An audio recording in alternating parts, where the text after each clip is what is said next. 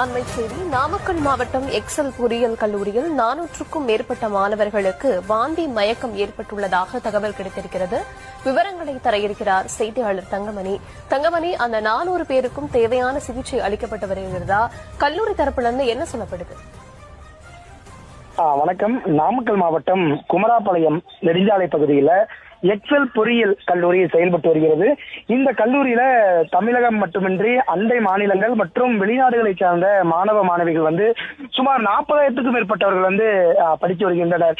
இந்த நிலையில்தான் கடந்த 2 தினங்களுக்கு முன்பு இந்த கல்லூரியில் செயல்படும் மாணவர் விடுதிக்கு அருகில் ஒரு மண்டபம் போல் அமைத்து அங்கிருந்து மாணவர்களுக்கு அந்த உணவுகளை தயாரித்து மாணவர்களுக்கு விநியோகம் செய்து வந்தனர்.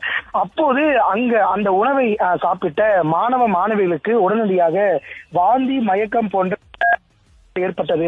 இதையடுத்து சில மாணவர்கள் உணவு பாதுகாப்புத்துறை அதிகாரிகளுக்கு தொலைபேசி வாயிலாக தொடர்பு கொண்டு புகார் அளித்த நிலையில் நேரடியாக கல்லூரிக்கு வந்த உணவு பாதுகாப்புத்துறை அதிகாரிகள் மற்றும் நாமக்கல் மாவட்டத்தை சார்ந்த சுகாதாரத்துறை அதிகாரிகள் ஆகியோர் ஆய்வுகளை மேற்கொண்டனர். அப்போதுதான் பல திடுக்கிடும் தகவல் என்பது இந்த கல்லூரியில கிடைத்திருக்கிறது. குறிப்பா ஒரு கல்லூரியில சமைக்க முடியாத அளவிற்கு அந்த கேண்டீன் ஒரு அடிப்படை வசதி கூட இல்லாமல் இருந்தது உணவு பாதுகாப்புத்துறை அதிகாரிகளுடைய ஆய்வில் கண்டுபிடிக்கப்பட்டது.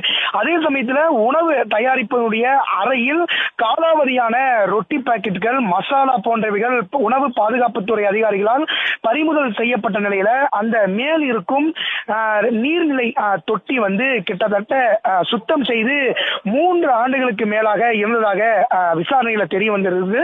இதனால சுமார் 400க்கும் மேற்பட்ட மாணவர்கள் வாந்தி மயக்கம் போன்ற உடல் பாதிப்புகளுக்கு உள்ளாகி குமராபாளையம் பகுதியில் இருக்கின்ற ஒரு தனியார் மருத்துவமனை, குமராபாளையம் அரசு மருத்துவமனை, அதே சமயத்தில் அந்த கல்லூரிக்கு சொந்தமான கல்லூரி வளாகத்தில் இருக்கின்ற 3 இடங்கள்ல அந்த மாணவர்களுக்கு அந்த மருத்துவ பரிசோதனை என்பது நடைபெற்றிருக்கின்றது.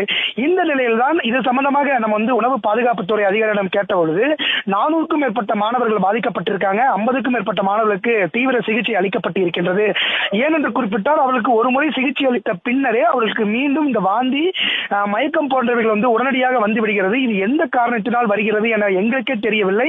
இதனால் அந்த கல்லூரியில் சமைக்கப்பட்ட உணவு மாதிரிகள் மற்றும் அந்த தண்ணீர் ஆகியவைகள் பரிசோதனைக்காக சேலத்தில் இருக்கின்ற ஒரு ஆய்வு கூடத்திற்கு அனுப்பி வைத்திருக்கிறோம். இந்த ஆய்வு வந்த பிறகுதான் இதில் எது மாதிரியான தன்மைகள் இருக்கின்றது என ஒரு முழுமையான தகவல் எங்களுக்கு தெரியும் அப்படின்னு சொல்லியிருக்காங்க.